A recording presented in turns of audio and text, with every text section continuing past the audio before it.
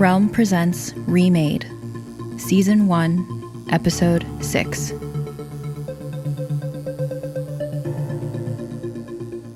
Consciousness came slowly, bringing the same cottony, foul-tasting haze it usually did. Teddy rolled over with the practiced care of someone used to waking up with a splitting headache, but there was another body in his way. He peeled his eyelids open. She wasn't anyone he knew, which wasn't that unusual. Something about her seemed strange, though. He squinted, blinking away sleep. She wasn't wearing any makeup, that was it. Her skin was light brown, her hair short with loose curls. It even looked like black was its natural color. It didn't seem dyed. Weird. No, what would be weird would be in a few weeks when he watched the footage of how he got here with her. There was something deeply disturbing about waking up with a girl and then later seeing how it all actually happened. Normally, he could at least fill in the gaps from past experience, but with no makeup and natural hair, she was pretty far outside his type. He remembered Carmen with a grimace. Well, it didn't matter. The editors would splice this, whatever this was, in wherever they needed to use it. And technically he and Carmen had said their goodbyes the day before yesterday. 5 times, with Carmen asking for redos so often that by the last take, Teddy was silently laughing at each perfectly timed crystal tear. He'd probably have to make up something about this girl reminding him of Carmen, which would sound nice and be a lie, because he didn't feel anything when he looked at her. Then again, that did remind him of Carmen. God, he was glad the writers had realized the give Teddy a steady plot just wasn't going to work.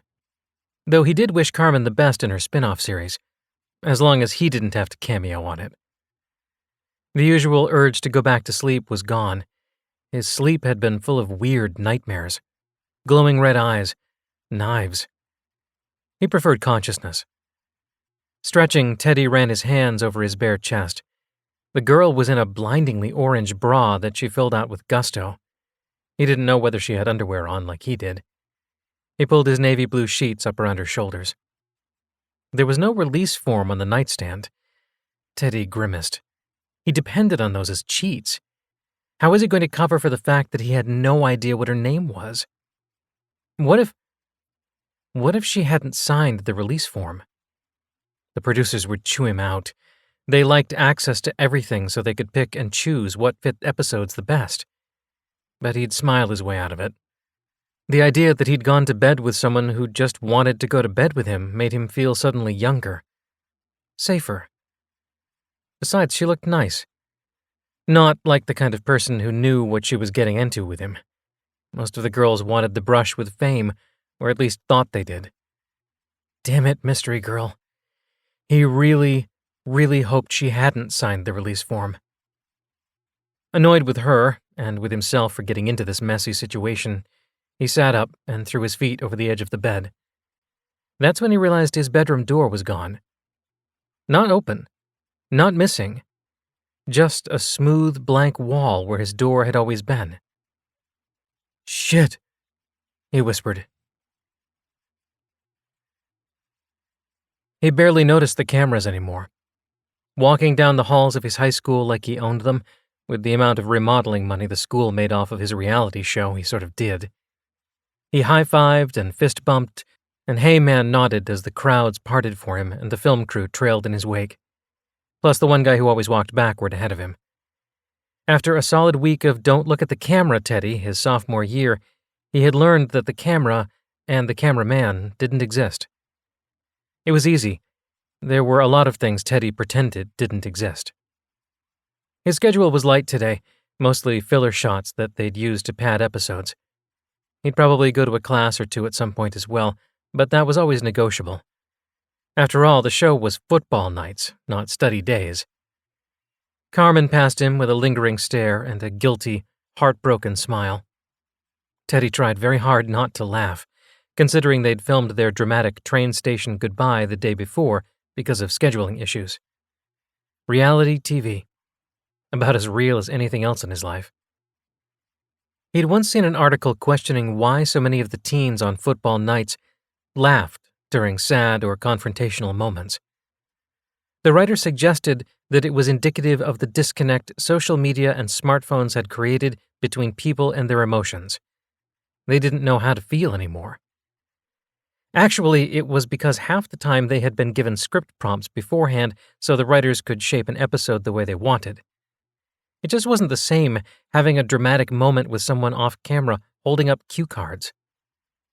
"Good, let's have them cross paths one more time," the assistant director shouted. Teddy turned on his heel, walking back the other direction. Carmen passed with an identically heartbroken smile. He winked at her, and she huffed, rolling her eyes. "Come on, Teddy, get it done." One more pass and he was free to go. Carmen already had her phone out, talking to her agent about interviews as she left campus.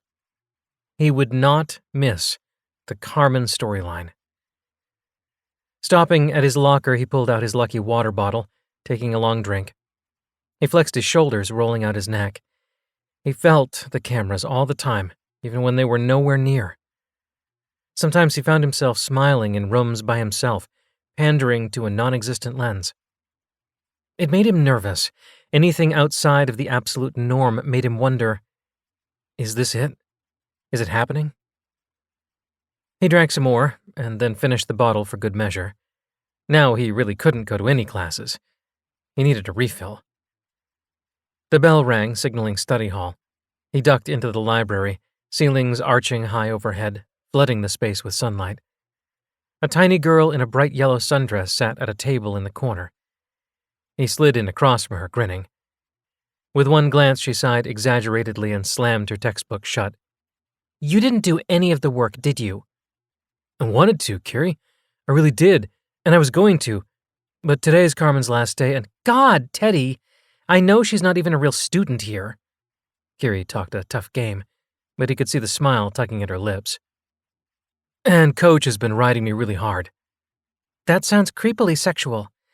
Maybe we need to spend more time on English, too." "And my dog has been sick." "You don't have a dog." She paused, tilting her head. "Wait, do you have a dog?" Teddy grinned bigger, knowing he had her. "No, production wouldn't let me get one. Said animals are too hard to work with and a dog would destroy the set." "You mean your house?" "Same difference." This time her smile seemed sad. Teddy sensed that he needed to change the subject. Keep it light, keep it superficial. Keep it as real as what you see on television. "I don't suppose there's any way you could give me the notes?" Carrie folded her arms, leaning back. "You know, just because you can throw and catch a stupid ball doesn't give you a pass." Teddy laughed so loudly the librarian looked up sharply from behind the desk. As soon as she saw it was him, she blushed, ducking her head back to her work. "Actually, Carrie, a pass is literally what it gives me." Sighing, she slid a sheet of paper across the table. "At least you used literally correctly. I'm not a complete failure at tutoring."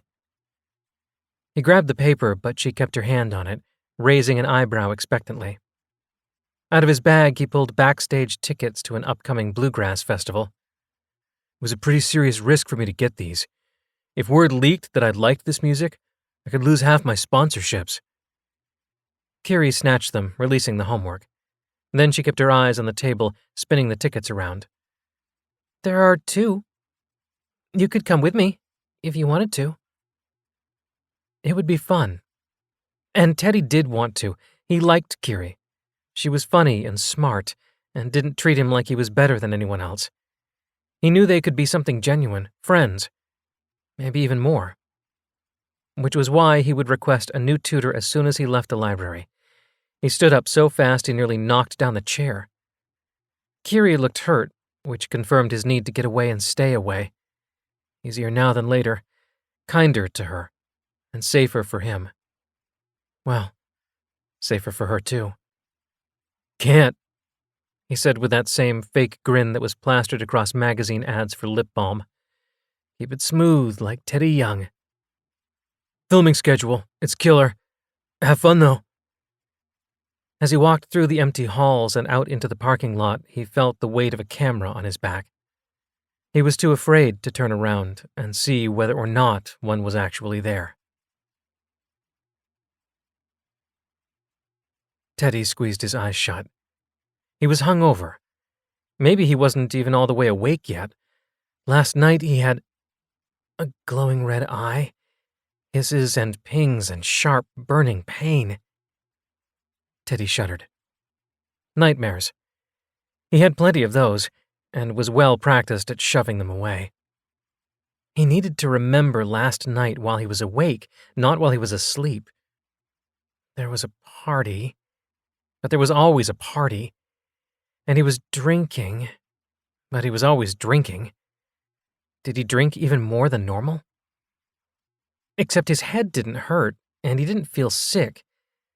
Actually, he felt better than he had in recent memory. Maybe he'd had so much to drink, he'd gone all the way past a hangover and back to being sober. That wasn't possible, was it? He laughed, low and dry in his throat. More likely he'd drunk so much he'd gone right past a hangover and back to being drunk. The bed creaked beside him. It felt wrong. The mattress was too hard, the sheets so smooth they felt more like silk than cotton. Teddy turned toward the girl, hoping when she opened her eyes it would jog some sort of memory of her. That's when he saw the other half of the room. Which wasn't the other half of the room.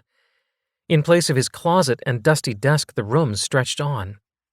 The wall shifted color from pale blue to bright yellow, and a black couch squatted like a fat beetle. Waiting. In the corner, a red light glowed in the middle of the creepiest camera he had ever seen. It didn't have a stand, it had tentacles? "Help him," the girl groaned. "Help him." Teddy looked at her, relieved to look at anything other than the waiting light in the impossible room. "Hey," he said, grinning the biggest, fakest, shit-eatingest grin of his life. That grin was all that stood between him and falling off the edge into the abyss. The girl shouted in surprise and punched him right in his grin. As soon as Teddy walked through the back door, he knew he shouldn't have come home. His mom sat at the table, waiting. An avalanche of letters from producers and various college brochures spread around her like an accusation. Teddy avoided looking at her cheek, like always, because the livid scar running down it was an inescapable forecast for the future. "Sit down," she said. Teddy sat, leaning back so he was as far away from the mess on the table as possible. "We need to make a game plan for next year." His mom was in full agent mode, her default. Sometimes she tousled his hair as she walked by, or looked at him with a gaze unfiltered by business. But that was only ever late at night, when she was exhausted. And Teddy was almost never home late at night. He made a point of it. She launched into pros and cons, waving various sheaves of paper and glossy nonsense.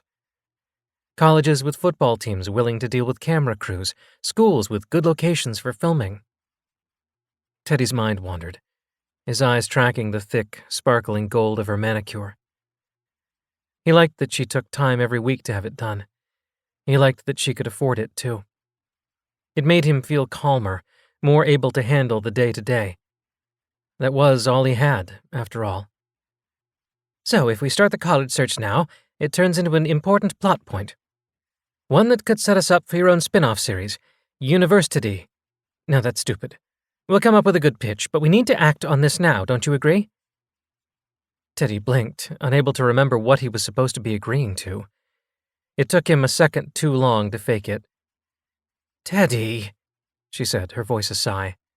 "They'll do whatever plots they want, Mom. It's cool, I don't care. You should care. This is your life." Teddy laughed, and it came out harsher than he meant it to. "It's not, though, is it?" His mother rubbed her eyebrows, smearing some of the pencil she used to fill the left one in over the scar that ran through it. "We resolved the Carmen storyline. It was a bad idea, we all realized that, but we had to let it play out. And everyone's grateful for how good you were to go along with it. Especially Ricky. You know it meant the world to him to be able to give that opportunity to his niece." "It's all good, Mom. I don't care. I really don't." It was true. It had been a little exhausting to pretend when they went places in public and were photographed. But when they were being filmed, it wasn't hard. They gave him prompts, they set up all the situations, and Carmen was pleasant enough to kiss. Plus, she never forgot that it wasn't real. So maybe he should have tried to extend that storyline. There was no risk. But he really did hate the way her lipstick tasted. His mom grabbed his hand in hers, catching him off guard. She leaned forward across the table as though she wished it weren't a barrier between them. He couldn't not look at her, the same green eyes peering out at him.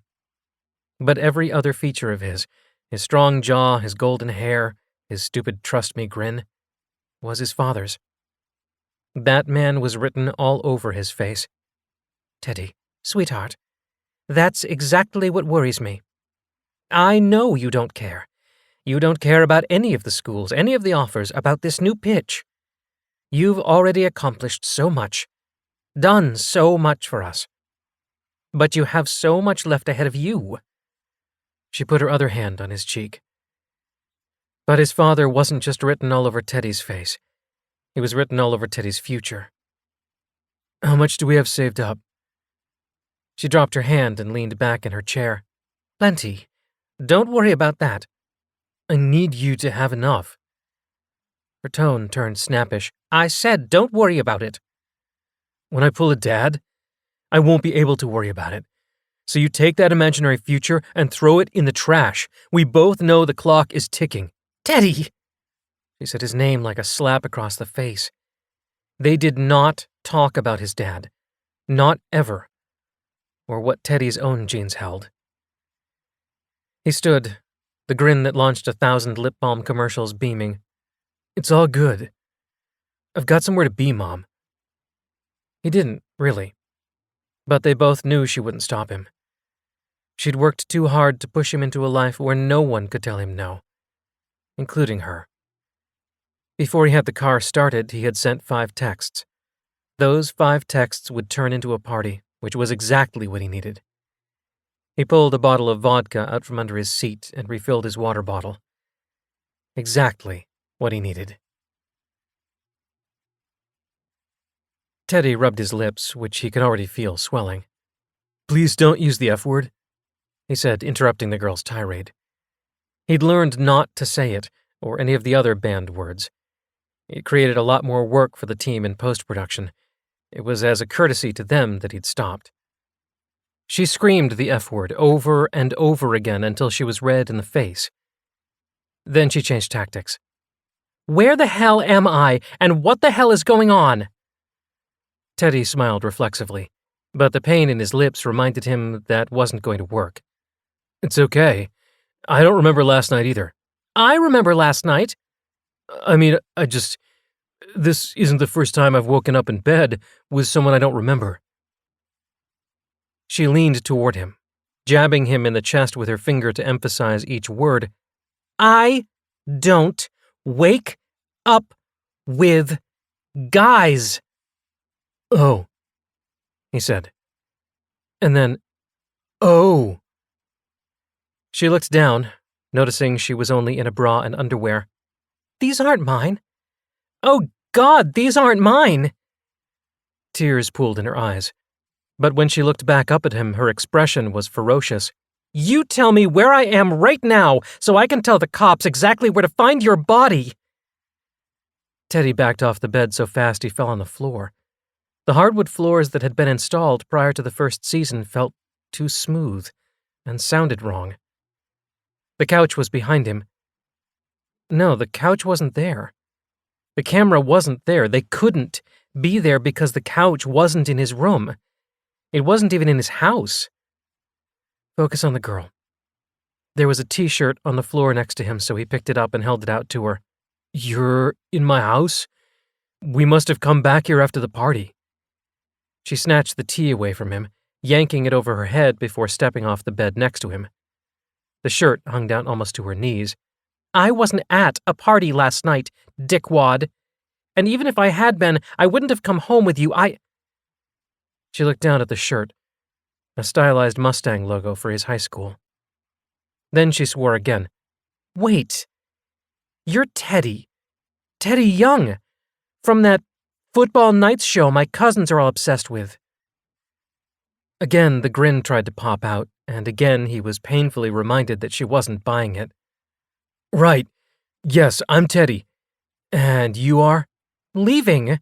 Burning your house down on my way out, and then calling every cop in San Diego County, along with the greediest damn lawyer in the state, to sue your ass for everything you own.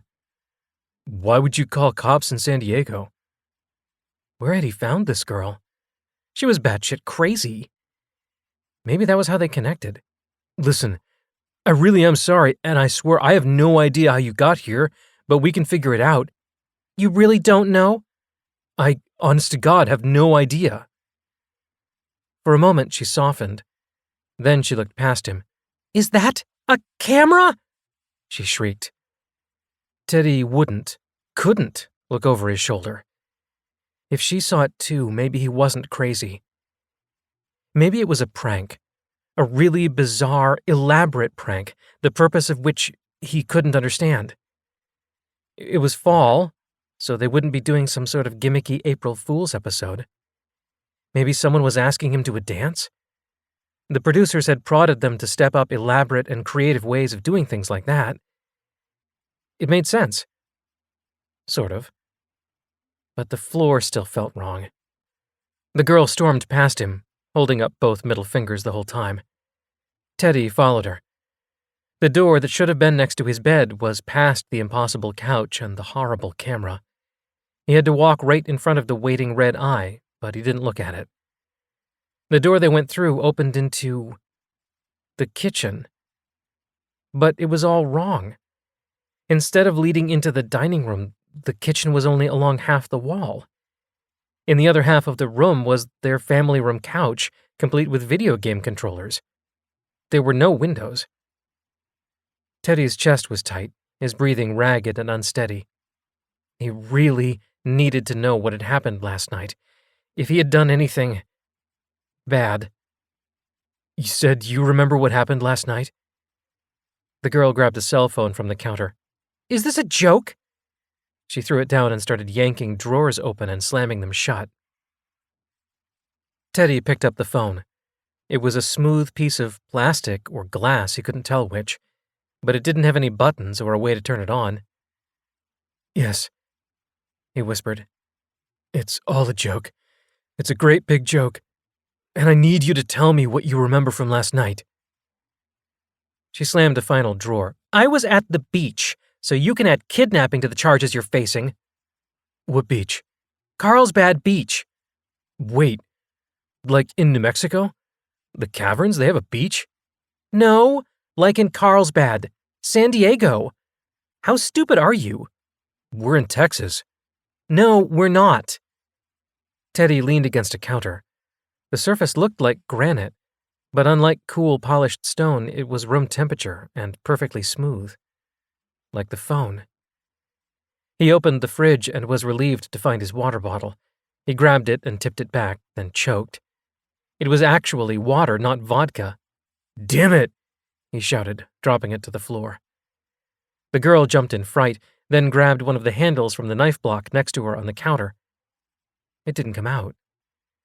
She tried another and another. None budged. Teddy held up both his hands and backed away.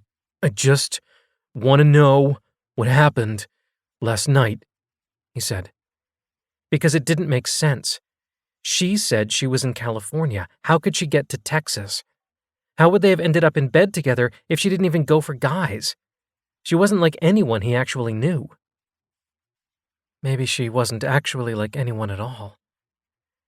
She picked up the whole knife block and threw it against the wall. It didn't make a dent in the paint. Last night? Last night I was at the beach with my family. We finally took a day off, and one of my cousins was... Oh, God. I don't know if he's okay. The girl put both hands to her mouth, trembling. Teddy took a step toward her. He needed to touch her again, to see how she felt, if she felt as smooth and unreal as everything else. She flinched away from him. I'm coming back with the cops. She ran past him and out the front door. Teddy thought he probably ought to follow her. Instead, he walked from the kitchen into the family room, even though the family room was not supposed to be there. He sank down onto the couch, or rather he tried to. But the couch, too, didn't have the give it normally did. The leather had the same smooth sheen as the phone and the counter, and was about as comfortable as sitting on one of them. Teddy put his hands over his eyes, rubbing his temples. "Mom!" he called out, his voice almost breaking. It hadn't done that in years. "Mom!" But he knew she wouldn't answer. He even hoped she wouldn't, because this was it. It had finally happened, just like he had known it would since he was 12. Teddy Young was officially crazy.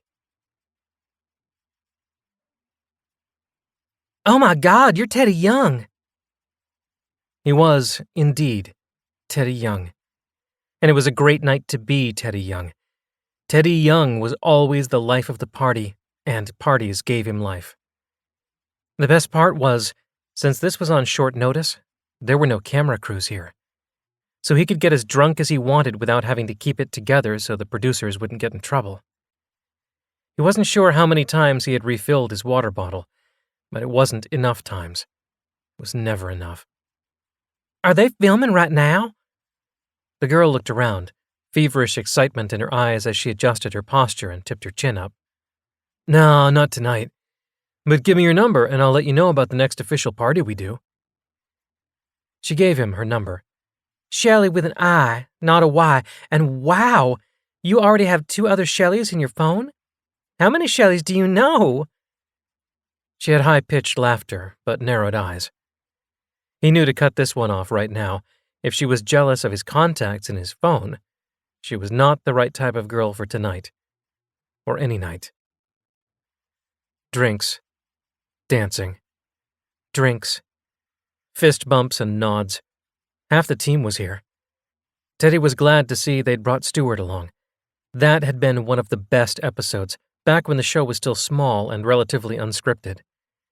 Teddy had found out some of the team was picking on skinny Stuart and had stood up for him. It had ended with everyone streaking across the football field at midnight, triumphant and ridiculous, and friends.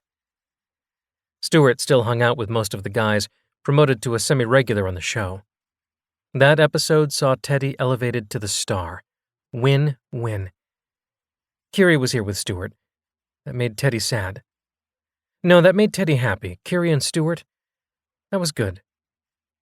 He hugged Stuart, who laughed and shoved him away, but then concern narrowed Carrie's eyes. "How much have you been drinking?" Teddy waved it away and covered his stumble really well. Stuart and Carrie shared a look, then she grabbed Teddy's hand. "Come get some water with me." She steered him through the crowd. Teddy wanted to go into the kitchen, but Carrie led him into the heavy, hot evening of the backyard instead. "It's pretty early to be this wasted, you know." "It's never too early to be wasted." "Let's sit for a while." Teddy sat heavily on a wicker lawn chair. The yard was small, bordered by a fence on all sides. It backed up to a park, already empty. Carrie was still wearing yellow, the same shade as the set they did all their confessionals in, talking straight to the camera. It made him want to give her a story, if only he had someone to give him speaking prompts. "Teddy, we're worried about you. I was thinking maybe—" "Did I ever tell you about my friend?" Teddy took another long drink. Fortunately, he had just refilled. "No." "My friend, man, my friend. His parents got pregnant young. Mom so pretty. Dad a high school football star." "Like you?" Teddy laughed, too loud. He knew it was too loud, but he couldn't help it. "Yes, just like me. Everything was okay. Never enough money, but that was fine. And then, one day when his dad was 19, bam!" Teddy gestured violently, some of his drink spilling. He needed to be more careful. "Schizophrenia. Went from normal guy working to make ends meet to 100% crazy, thinking his sweet wife was part of a government conspiracy. He attacked her with a cleaver. Cut up her face. Almost killed her. Tried to hurt the kid, too, but then Mom killed him." "Mom?" Teddy is his mom. I meant his mom. Drunk. Teddy pointed to himself, grinning. He knew he was performing, angling himself as though a camera were in front of them. He'd look better, facing this way. Anyway, the best part is that later they found out that Dad's dad had the same thing. And one of his uncles, too, runs in the family. So this sucker lost the genetic lottery, and his life is just counting down to when he loses his mind, too. Carrie was quiet for a long time. That must be rough for your friend. But it doesn't sound like his uncle or grandpa were violent. I'm sure there are treatments. He should talk about it with his mom. Teddy laughed. They don't talk about that. I'm sure he's scared. Nah, what is there to be scared about? He's got a free pass, live fast, go crazy young. Never has to worry about getting a job, taking care of kids, disappointing his wife. She put her hand on his arm. Teddy. He was glad she was blurry and out of focus like everything else. Alcohol was a lens separating him from reality. It felt like he was watching all of this on the show, like it was happening to a character. High school is the best time of your life, right? It's cool. It'll just be the only time of his. She called his name as he walked back into the party, but he ignored her. He went ahead and grabbed the whole bottle of tequila. Much later, the world soft and swimming around him, everything liquid and light, he saw Carrie again. He didn't want to talk to her. Couldn't remember why. Damn yellow dress, he hated that color. Made him say too much. So he went into the backyard, tripping a few times. Then he climbed the fence, lost his footing, and went over the side hard. The darkness claimed him like an old friend. Teddy sat on the couch. Not the family room couch that wasn't the family room couch, but the other one. The black one. The camera monster was there. Maybe it had always been there, waiting. The center glowed red, 8 unblinking eyes. It followed his movements, steadying itself on metal tentacles instead of a stand. The fan forums always called this yellow room the confessional. Well, they were getting a doozy today. Hi, guys, it's me, Teddy. He laughed self-consciously, running his fingers through his hair. He hadn't bothered to put on a shirt. I think this is recording. I hope it is anyway. I'm not actually sure where I am. I might even really be in the studio, or in my room, or already locked up somewhere. But if I'm here and there are people around me, I'm sorry. I can't see you. He grinned, holding his hands out and shrugging. Please don't take it personally. He sat back with a nod. God, I've been hiding this for so long. I don't even know how to talk about it. I've been waiting for the biggest tackle of my life. No amount of game plans or training could get me out of this one. And it's a permanent injury. My brain is broken. I was hoping I'd have a couple more years before the schizophrenia that claimed my dad found me, but I had a pretty good run. Teddy winked at the camera. He didn't want anyone to feel sorry for him. Minimal damage was still the goal. But this isn't about me. I don't really matter anymore. First, I want to apologize to everyone who depends on me. I'm sorry to all my sponsors. You've been so good to me. I might be crazy, but my lips are still as soft as ever. He paused with his signature grin. Maybe they could use that in a commercial and pay his mom a little extra. To the cast, and especially the crew of Football Nights, I'm sorry. I'm sure the show will go on and it'll rock. And hey, a little tragedy never hurts, right? He tried to smile again, but couldn't quite manage. Coach and the team.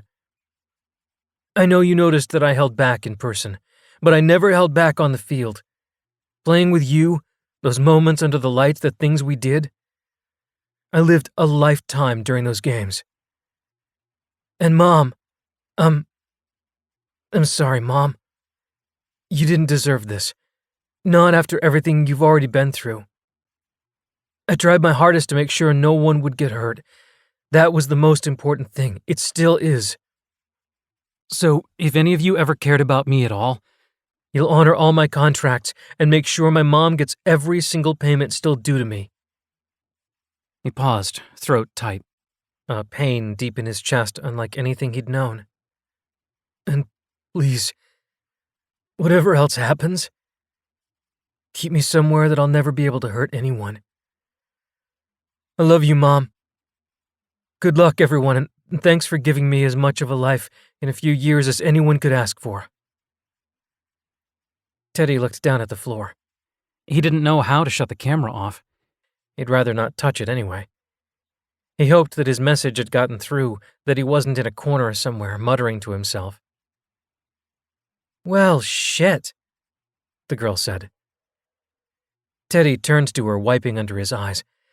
How long had she been standing there, listening? It didn't make any sense for her to be here, which meant she probably wasn't real, but at least she seemed like a less terrifying companion than the alternative reality his father had seen. That was nice of her. Or, well, of himself, since he was the one who had made her up. "Hey, I thought you left." "I tried, but there's a problem with that." Teddy stood. He towered a good foot above her, but she still gave the impression of looking him in the eyes. "What's the problem?" "Football Nights is a reality show, right? I've seen pictures of the houses and the school in magazines. My cousins watched all the behind-the-scenes specials. But it's really filmed on a massive enclosed set?" Teddy shook his head. "No, it's all filmed on location. Lots of cameras, lots of crew. The only set is the confessional." He pointed at the couch. "It's in a trailer that they move around for convenience." "Well, then I've got good news and I've got bad news." "Good news first?" "Good news is I don't think you're crazy." Teddy laughed, putting an arm around her shoulder. "That doesn't mean much coming from you. I'm pretty sure you're a hallucination." She shoved his arm away, still prickly and mad. "Don't touch me. No way you could imagine someone as awesome as I am, jackass. If you made me up, what's my name?" He frowned, thinking. "I have no idea." "Inez." "Weird. Not what I would have picked." "Yeah, because you didn't. My parents did. But you haven't heard the bad news yet." He was already living his worst-case scenario, so he wasn't too concerned. "Tell me." "I think it'll be easier if I show you." There wasn't really anything else to do, so he followed her. He squinted preemptively as they walked out the front door, but instead of the porch and the brilliant Texas sunshine, they were greeted with a classroom. Inez didn't pause, striding straight through and into a room sponsored by the color pink. It was Carmen's, down to the posters on her wall. Teddy leaned closer. The posters weren't hung on the wall, they were part of the wall itself. Laid out on the bed was a green and white cheerleader uniform with some blindingly white sneakers on the floor. Inez shoved her bare feet into them, frowning. "They feel weird, but better than nothing." She flexed her feet, walking tentatively, then with more confidence. "Oh my God," Teddy said, laughing. Inez paused halfway into the next room. "What?" "Your bra and underwear. It's what Carmen was wearing in our last waking up together scene. Some stupid clothing company sponsored the show and dressed all the girls like neon signs. I can't believe my brain put you in that. I'm so sorry." "Teddy," she snapped, "you didn't make me up. Come on." He shrugged, following her into a bathroom, which would finally make sense, except it wasn't Carmen's bathroom. It was the bathroom in his house, or part of it anyway.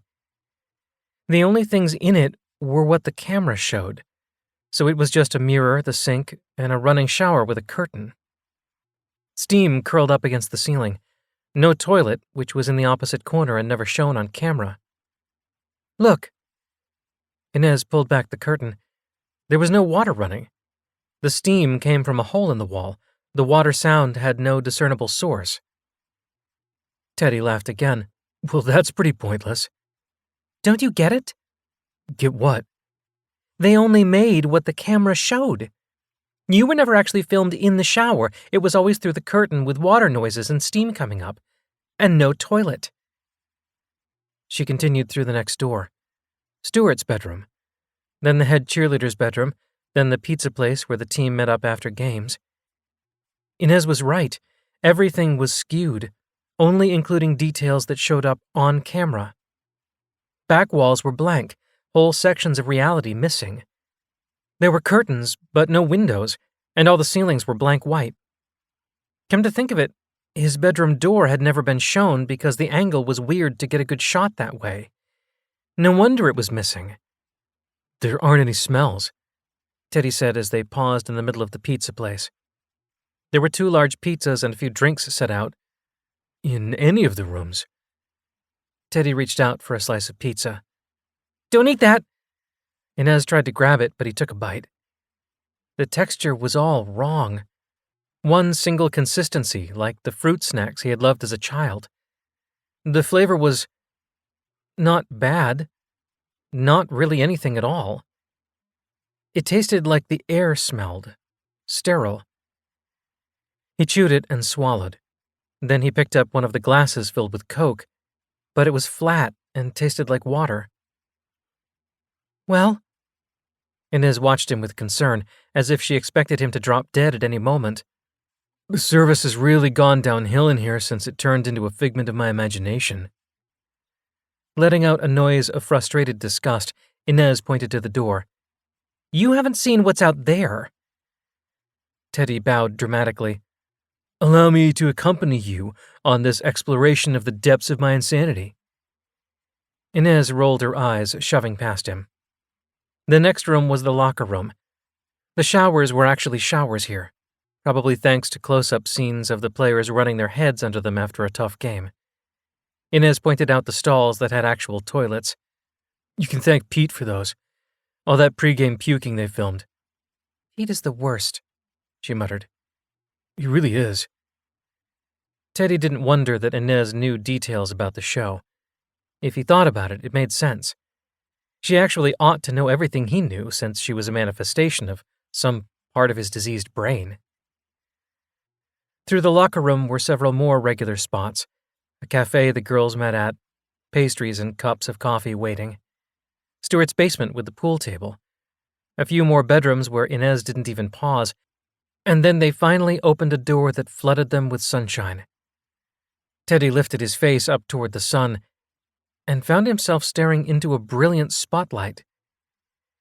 Instead of the sky, there was another ceiling. It was smooth blue, coming down in blue walls on either side behind the football field stands. The grass was as fake as everything else, every piece uniform and smooth.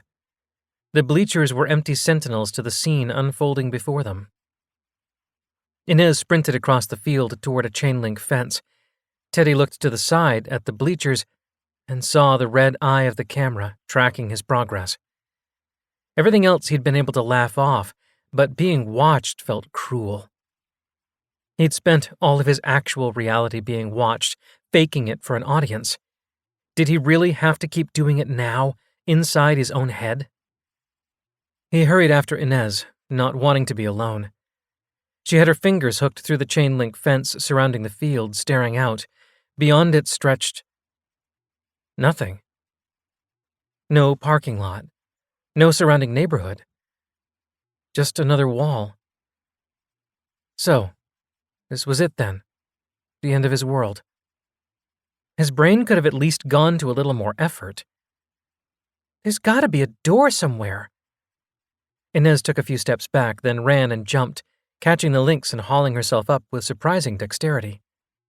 She was nearly to the top when a blur of motion glinted past Teddy. Several metal arms reached up and wrapped around her waist.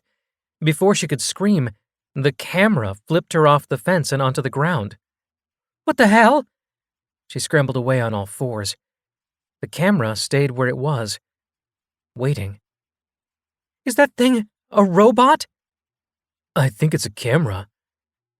Teddy avoided looking at it. He wasn't supposed to look right at the camera, except during confessional. Cameras don't have tentacles and follow you around. Well, to be fair, cameras have followed me around for years now. Not on their own. Inez stayed where she was, chest heaving. eyes wide as she watched the camera watching her. "Well," Teddy said, kicking at the fake grass. He realized he was still in his boxer briefs and bare feet. "I gotta pee." He walked across the field, shoulders straight, swagger on, aware as always of the camera on his back. Some things never changed.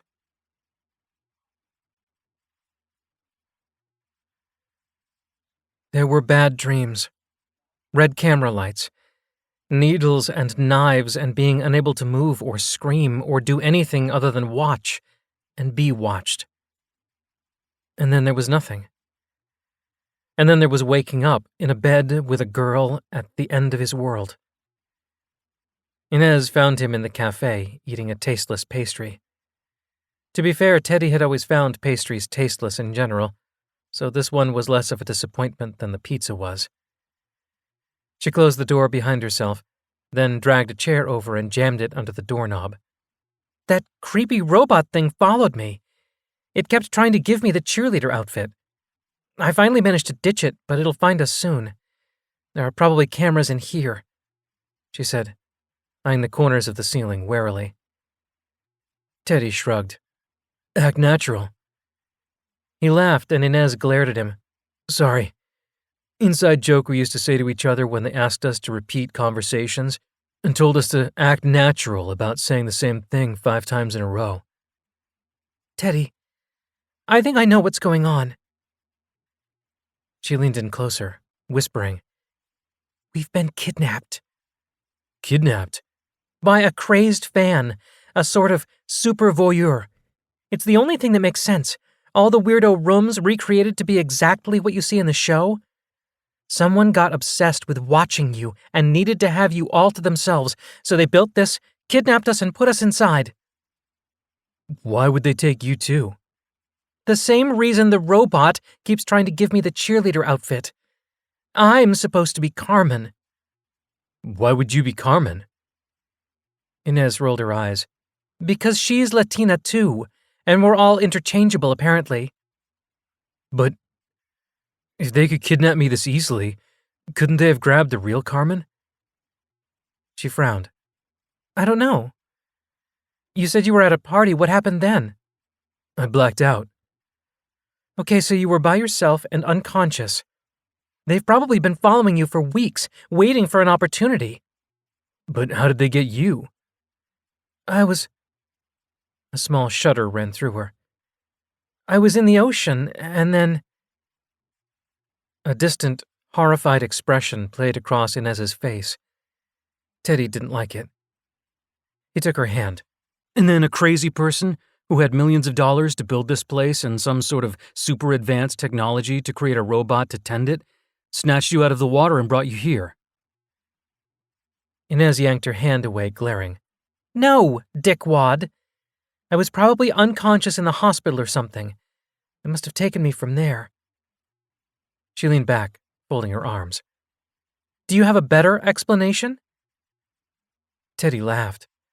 A better explanation than complex plots with deranged people and helper robots robbing hospitals of angry Latinas to keep a pointless reality star company in a funhouse version of his show?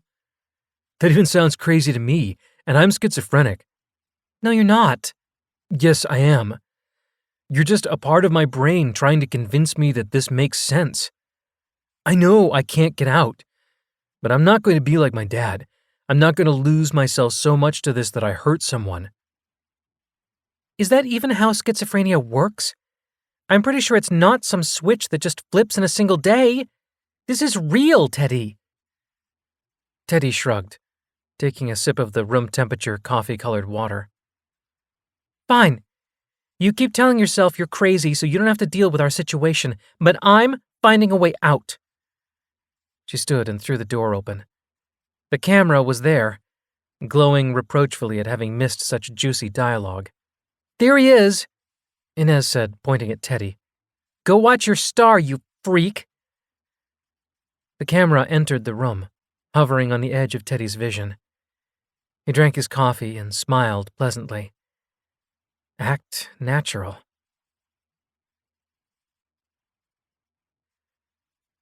When Teddy woke the next morning, Inez was sitting on the bed next to him, curled up with her arms around her legs. "My piercings are gone," she said. "Good morning to you, too." Teddy stretched. This bed was pretty awful. He was tallying up points for various possible things happening outside his hallucination. The uncomfortable bed seemed like something that would be in an institution. That was good. He was glad his mom hadn't hesitated to lock him away from her. Inez pulled at her earlobe, searching with her fingers. "I had 5 piercings in this ear. 1 every year since I turned 13, plus 1 from when I was a baby. Look! The holes are totally gone." Teddy rubbed his eyes, then pushed onto his elbows and leaned close to Inez. "You're right. No holes." She swore softly, then lowered her head to her knees so he couldn't see her face. Teddy thought she was just tired until he noticed her shoulders shaking. "Hey," he said, sitting up and scooting close to her. "Hey." He put his arm around her, drawing her in close. "It's okay. You look great. How would they have closed up my earring holes? Maybe I was in a coma. Maybe it's been... Oh, God. Maybe this is hell. Do you think this is hell?" Teddy couldn't help but feel a small stab at his heart. He wasn't usually sensitive, but being told your brain was hell kind of stung. It wasn't that bad in here. Boring, bland, fake. But so was actual high school. "Why would you go to hell?" She sniffled. "My great-aunt used to tell me I was going to hell for being a lesbian, and then I'd tell her I'd see her there." Teddy laughed so loudly that Inez smiled. "Well, have you seen her anywhere here?" "No." "Then we can rule out hell, because anyone who would tell you that sort of shit would definitely be damned." He noticed a livid cut on her arm. "What happened?" Inez shrugged, running a finger across it. "It was a long night. I've been wigging out a little. I needed to see if I'd bleed. The robot screeched at me when it saw. Sounded like a bunch of knives mating with each other. It tried to grab me, but I got away and hid in the toilet stalls." "You should have come to find me." "And be told it didn't matter because I'm not real?" Teddy froze, then rubbed his hand gently against her back. "I'm sorry." She was quiet for a while, and then her voice was back to normal. Even though Teddy hadn't known her for long, it was a relief to hear her sound determined. "You can make it up to me." "Pizza date?" "God, no. I need you to distract the robot while I look around for a way out. There's got to be something." Teddy sighed. He knew there wasn't, but it wasn't worth arguing with himself over. If whatever part of his brain was manifesting itself as Inez needed to cling to hope, he'd write it out. "Okay. I guess I could do a confessional. It stayed with me the whole time I did it before." "Perfect." She kissed him on the cheek, a sensation like a butterfly landing there. It was imaginary, but it was nice, this little moment of an actual connection. He got dressed. The only clothing he had besides the t-shirt Inez still wore was a football uniform. It was strangely bulky, the pads part of the clothing and impossible to remove, but it moved like normal cloth instead of being stiff. Then he went and sat on the couch and waited. As soon as the camera came in, Inez slipped out from where she'd been hiding behind the door. She gave him a thumbs up and disappeared. "Hey," Teddy said, smiling and looking right into the red eyes of the camera. It was unnerving. Usually he could see a reflection of himself in the camera's glass. That's what he liked to focus on, the falsified image. Teddy already made fake. But the center of this camera merely glowed, showing him nothing. "So, not much going on. I'm crazy, but we established that." He paused, laughing dryly. "Am I talking to myself in a room full of people, or in front of a doctor? Or am I in a corner, silent, living this all out solely in my head? For all the times I wished I couldn't see myself on a screen, I sure wish I had some idea how this looks. Oh well. Anyway, I'm almost positive I'm institutionalized. The food, the endless maze of rooms, the fence. I think this is how my brain is making sense of the hospital. I hope my mom doesn't visit me here. I want her to remember me how I was. At least everyone has a few seasons to remember me by, right? Inez, that's my imaginary friend. She's great. You'd all like her. It thinks this is some sort of trap. I think she'll give up soon when the rest of me realizes what most of me already has. I'm never getting out. This is it. This is the rest of my life. So maybe she was right, and it is a little bit like hell. I'm damned to live in a fake version of real life, because that's how I wasted my precious few years, faking it. Creating an imaginary version of myself so that when it all went away, it wouldn't hurt so much. Teddy sighed, leaning into the couch. Well, it was a wasted effort because this hurts like hell. The camera moved.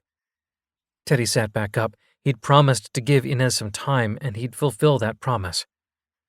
I'm glad I have Inez, though. She's funny. I had no idea my brain was secretly longing for a short, angry girl who would never in a million years sleep with me. He laughed, rubbing his lip where it was still a little swollen from her punch. I wonder what actually happened to my lip. A guy could drive himself crazier trying to figure out the meaning behind everything in here.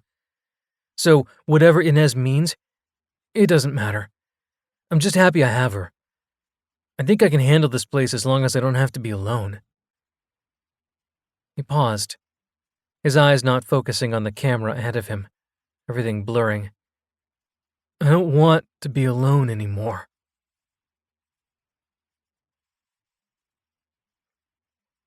Teddy threw footballs.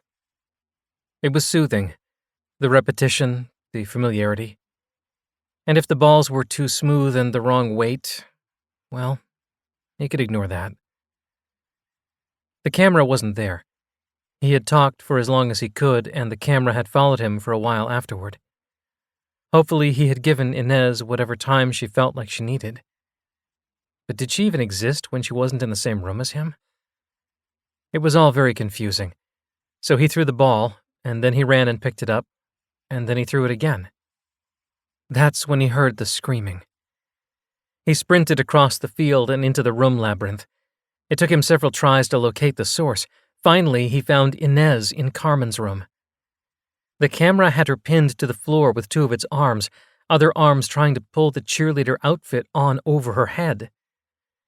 The shirt she had been wearing was sliced open on the floor next to them. "Help me!"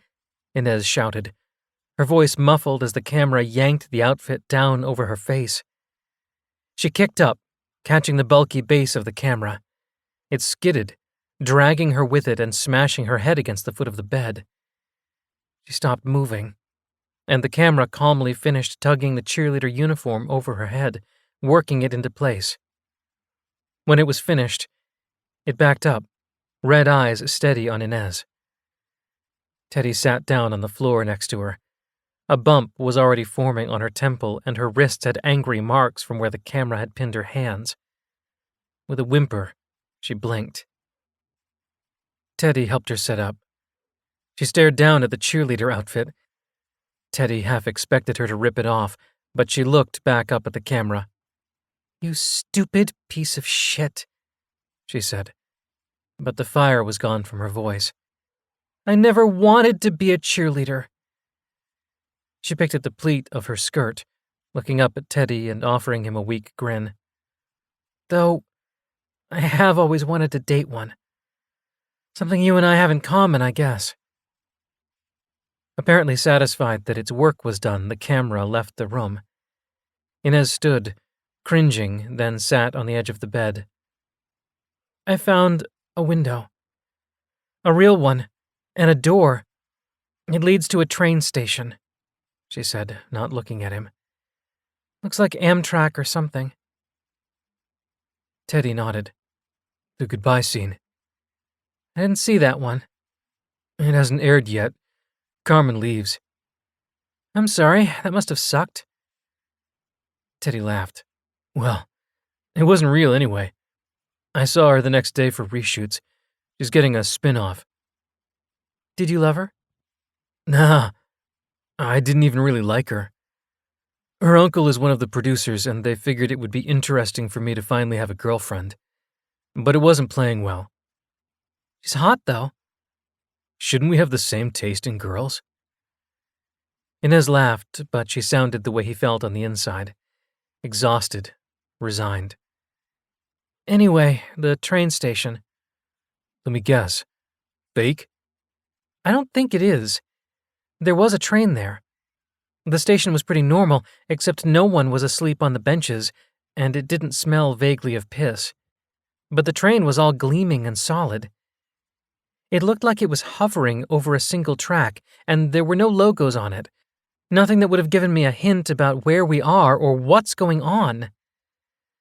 I couldn't get into the station, though. I could see it through the window of the waiting room, but the door wouldn't open no matter what I did. I even tried throwing a chair through the glass, but it bounced off without a scratch. That's when the robot found me and dragged me back here.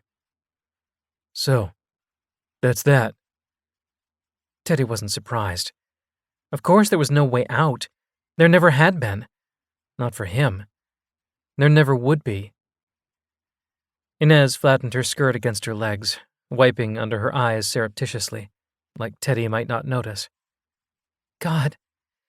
My cousins would laugh so hard if they could see me now. I am so not the cheerleader type. How many cousins do you have? So many. They're all huge pains in the ass, and I miss them like crazy. They can't be managing the store and taqueria well without me. Taqueria? Small restaurant. We started out with basically just a hole in a wall. Inez grinned, looking up at the ceiling, her memory far away. I passed myself as my mom to apply for a small business loan so we could expand. We've all worked our asses off getting it going, but it's working out, like I knew it would. They did ground me forever for doing it, so technically I guess I'm still grounded. Think the robot will let me go home if it knows? She said it lightly, but pain was written across her face. Teddy took her hand in his, the livid red marks on her wrists like marks on his own conscience. This was his fault. All this time he'd worked so hard to make sure no one would be hurt when he went crazy, but he'd still managed to bring someone along to be damaged. It didn't matter that she was imaginary. He had finally figured out what she was. Hope. She was the part of him that had some shred of hope for the future. She was small and scared and angry, just like any hope living in him would have to be. He couldn't stand to see her wither away and die. You couldn't get into the train station? He asked. She shook her head. Teddy grinned, and this time it felt almost genuine, with minimal shit-eating included. I have an idea. Inez was as bad as he was. She couldn't stop laughing when she tried to say serious lines, and every time he pretended to kiss her, she grimaced and made gagging noises. You are a terrible actress, he said, shaking his head. So is Carmen. She paused, deliberately not looking at the camera as it circled around the candlelit table where they ate the not pizza. Inez kept playing with the candle flame, which seemed to be gas-powered and never went out. She tugged experimentally on it. Careful, Teddy said. You don't want to blow us both up. Right. Her eyes narrowed, and then she batted her eyelashes. It's so hard to be myself around you, because I love you so much. She waggled her eyebrows, winking luridly. I love your big, stupid face, and your gross, hairy chest, and your... She gestured toward his crotch. Other stuff. Super into that other stuff. Can't get enough of it. Teddy hung his head. Oh my God, please stop. Because it mattered so much to her, Teddy went along with Inez's crazy voyeur theory. He didn't see any harm in letting Inez plot. Obviously, some part of his brain needed to play this out to the end. And when he had, and all chance of escape had failed, he could finally give up. The plan was for them to play their parts for long enough to fool the robot. If they could get it to think they were recreating all their scenes, there was a chance they could get outside to the train. Right now, they were building up to that goodbye scene, recreating one of Teddy and Carmen's last dates. Since it had never aired, Teddy had given Inez a breakdown of it beforehand, but she was even worse at remembering lines than he was. "Why don't you have a Texas accent?" she asked. He swallowed a piece of the tasteless food and followed it with a swig of water. He really missed alcohol. "I grew up in California." "Really? What part?" "Southern." She laughed knowingly. "So you're from the crappy desert part. No one ever says Southern California if they live in a good place." "You got me. Ever heard of Victorville?" "I think I drove through it once." "Well, that's where I grew up. We were in LA a lot, commercials and stuff. We only moved to Texas because my mom found out about football nights and enrolled me in the school they picked. Half the team were transplants, actually." The authenticity of reality TV never ceases to amaze me.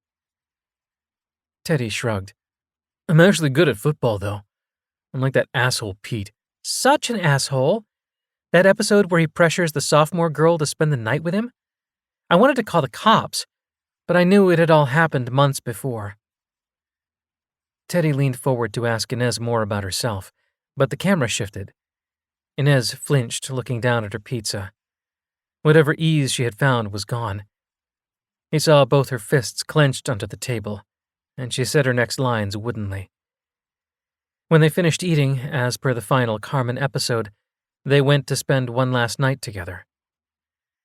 Teddy watched as the camera watched as Inez climbed into bed.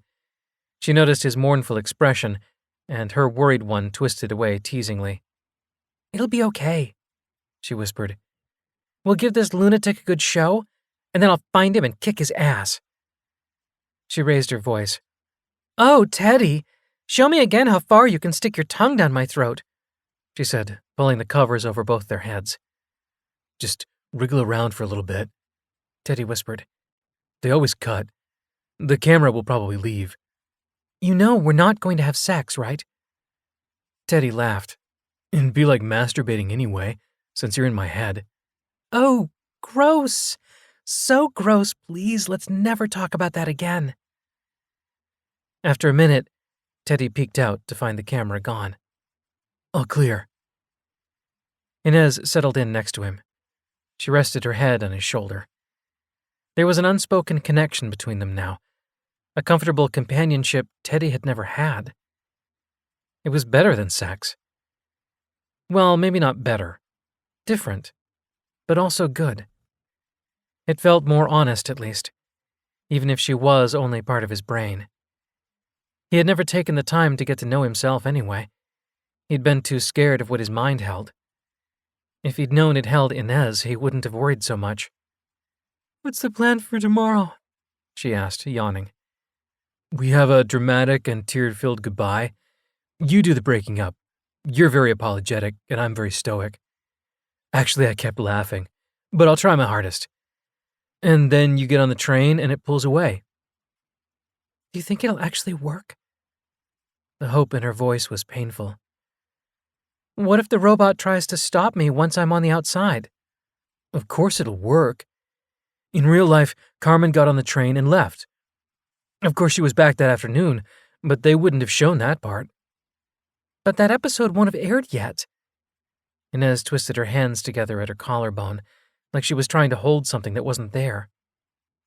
"The tabloids were all over it, so going by your robot/crazy person theory, they would already know what was happening. And if they're that obsessed with recreating my sucky fake life, they'll let you leave." "But you don't believe in that theory." Teddy tried his hardest to smile, even though it was too dark to see. He didn't want her to see it. "Well, if this is all in my head, and I decide how that's going to be, then that's how it will be. Either way, you get out free and clear." "But what about you?" He shrugged, lifting her head with the motion of his shoulder. "I was never getting out. It's not in the game plan for me. It's okay. I'll be okay." "Teddy, I know this is a lot to process. I mean, I spent a few hours legitimately worried I had died and gone to hell. But this isn't hell. And it isn't all in your head. Whatever happened to your dad, you aren't him. And this isn't how schizophrenic disorders work. I took AP Psych. I'm kind of an expert. She waited for him to laugh. He didn't. Her voice got softer, as gentle as he had heard it. You should come with me. I don't think the cameras will let me. That's not how it went. Inez moved, and he could sense an argument, so he rolled over on top of her, smashing her until she laughed and shoved him off. Go to sleep, imaginary friend. We've got a big day tomorrow.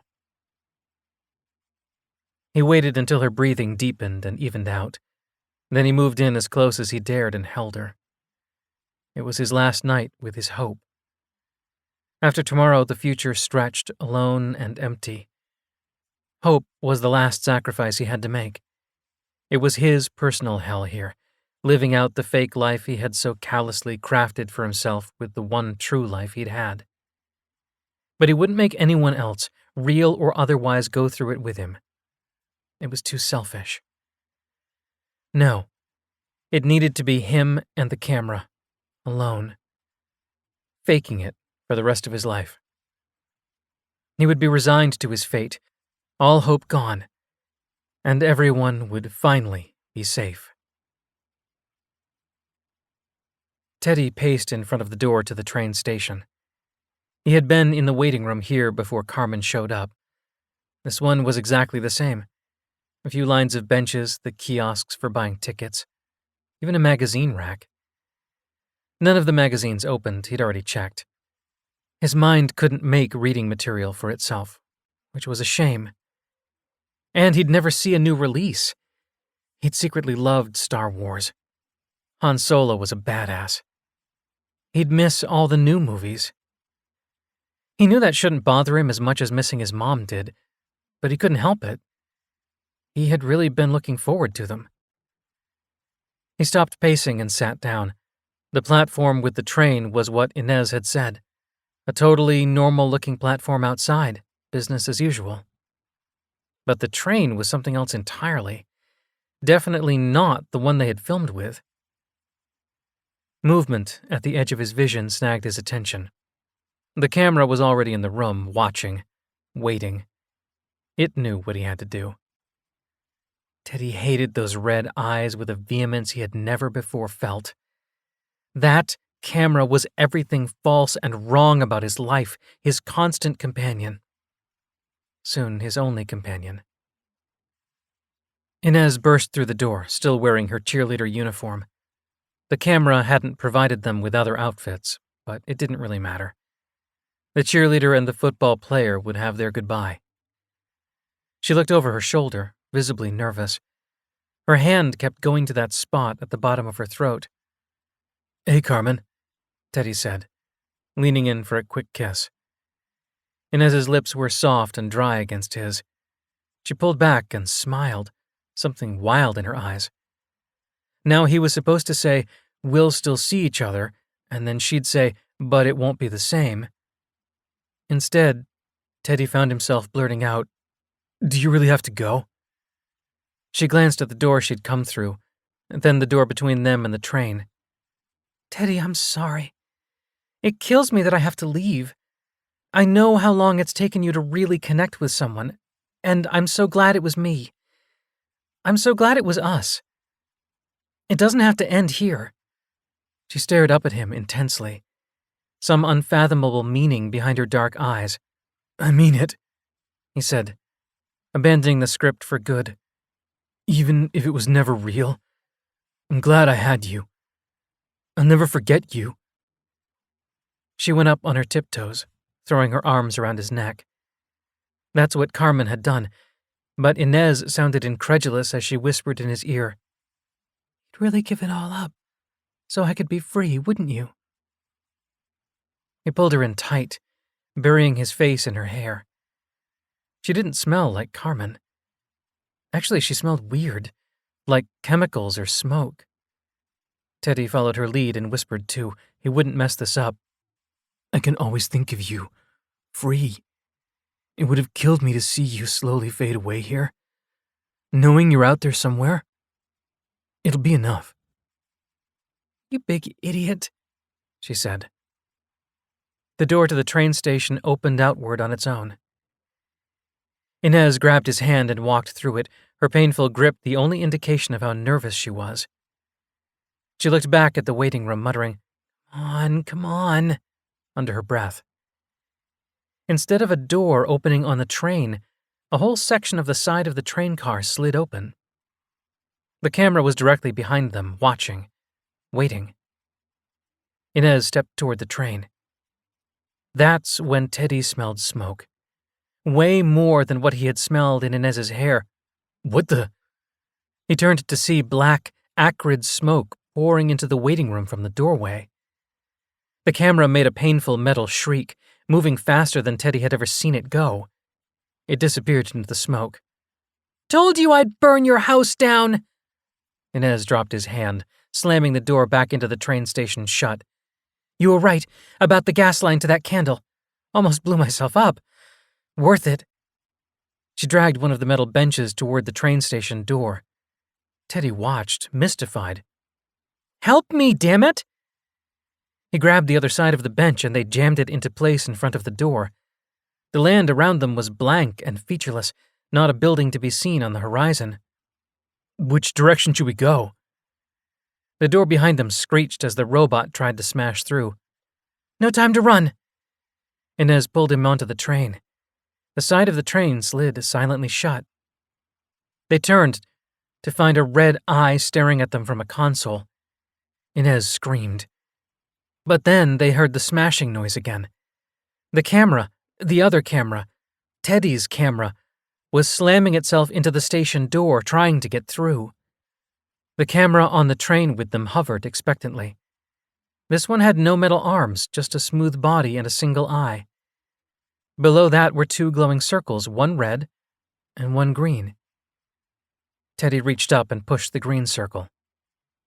The train moved. The train camera floated back, fitting neatly into a depression in the wall.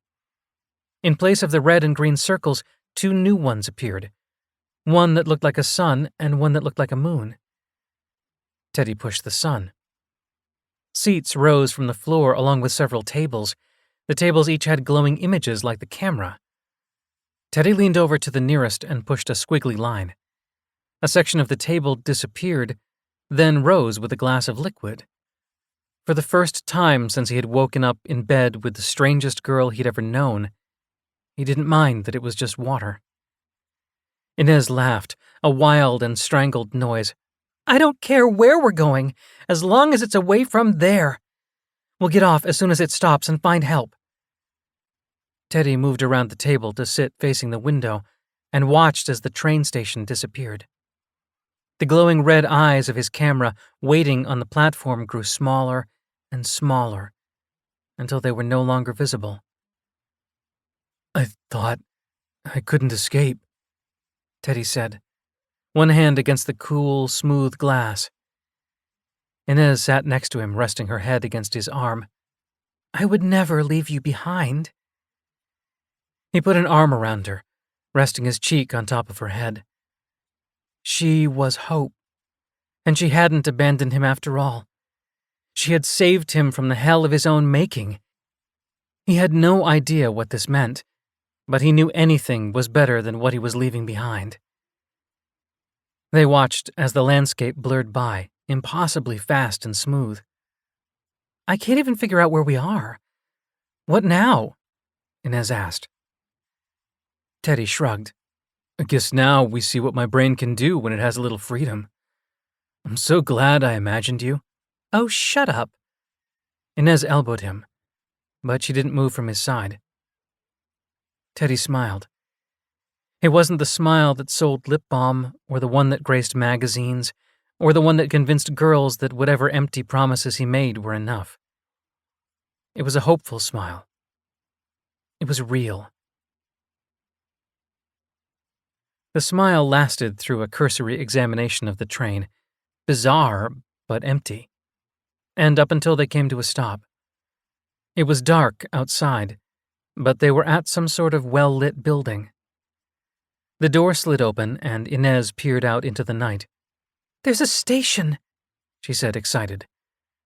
All the hours they had been on the train, it had never stopped. They hadn't passed any lights, any cities. The longer it had gone, the more worried Inez had gotten. Teddy didn't mind. He had always liked train rides. He joined her at the door, trying to see past the lights of the station. "Wait, what's that?" He pointed to where shapes were moving in the darkness. Then they began to burst into full view. Teenagers. Bloody, terrified teenagers. One of them, a skinny white kid holding some sort of silver cylinder, gestured toward the train. "Is it safe?" Inez looked at Teddy, who shrugged. "Get on." Teddy and Inez moved out of the way. They watched together as the trembling and out-of-breath teens filled the car. Some were obviously injured. All wore dirty red jumpsuits. Finally, another white boy and an older woman with reddish hair climbed on. There was something wrong with her face, but it didn't look like an injury. "Is this everyone?" the last boy said, looking frantically up and down the line of teens. "What the crap?" Inez whispered, stuck to Teddy's side. Teddy held his hands up. "I can't be responsible for what shows up in my head in the middle of the night, but this is whacked out even for me." "Do you know where we are?" the first boy shouted, gesturing with the silver barrel. Teddy didn't like it. He stepped in front of Inez. "No, we don't." "We don't have time for this," a pretty Chinese girl shouted. Her face was streaked with tears. "They're still out there. How do we make this thing go?" "This isn't everyone," a black girl with super short hair said as she helped a big guy collapse onto a seat. He didn't look good. "If they aren't here, they aren't coming," the boy with the weird woman said, his face haunted. Teddy didn't want to find out what he was talking about. He thought he had left his monsters behind. He didn't want to be proven wrong. Inez pushed past the teens. They watched her, some with hope, some with suspicion. A few whispered among themselves, looking at Teddy. The console at the front was flashing, and Inez pushed a few buttons. Finally, the door slid shut, and the train began moving again. Several of the teens were openly sobbing. The weird-faced lady was bleeding from her shoulder. The skinny kid patrolled up and down, prowling, peering out the windows like he could actually see anything as the pitch-black land slid by. A tall black guy with a girl crying against his chest looked them up and down, taking in the cheerleader outfit and football uniform. His eyebrows raised. "Where the hell did you two come from?" "Should you explain it, or should I?" Teddy asked. "Definitely me," Inez answered.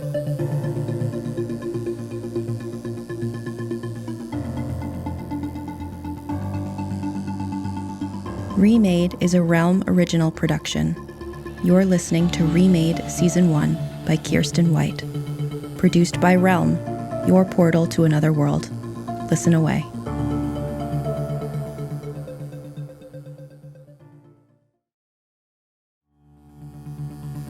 Remade is a Realm original production, created by Matthew Cody and written by Matthew Cody, Andrea Phillips, Carrie Harris, E.C. Myers, Kiersten White, and Gwenda Bond. Produced by Lydia Shama, and executive produced by Julian Yap and Molly Barton. Starring Greg Tremblay and Laurel Schroeder. Audio directed, produced, and sound designed by Amanda Rose Smith. Additional editing by Corey Barton. Original theme composed by Amanda Rose Smith. Cover art by Liz Castle. Find more shows like Remade by following Realm on Apple Podcasts, Spotify, or at realm.fm.